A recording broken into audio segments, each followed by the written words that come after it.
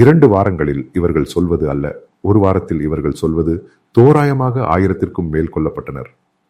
காரணம், இங்குள்ள ஊடகங்கள் ஒரு சேனல் சொல்வதை விட அதிகமாக 1500 1700 பேர் கொல்லப்பட்டனர். இதற்குள் குறிப்பாக சொல்ல சிவிலியன்களின் எண்ணிக்கை குறைவு. அனைத்து ஹமாஸ் உறுப்பினர்களையும் தாக்கினார்கள். அதேபோல் சுவாரஸ்யமாக ஹமாஸ் ஆதரவாளர்களுக்கு அடுத்த செய்தி உள்ளது. இவர்கள் ஹோஸ்டேஜ்களை விடுவித்து பரிமாற்றம் செய்தார்கள் அல்லவா?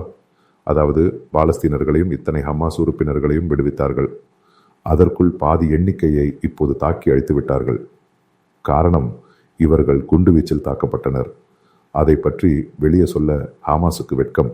இவர்கள் அனைவரும் நோன்புடன் ஒன்றாக கூடினார்கள். இவர்களை முழுவதுமாக தாக்கினார்கள். இப்போது நடக்குவது சுத்திகரிப்பு என்று சொல்லலாம்.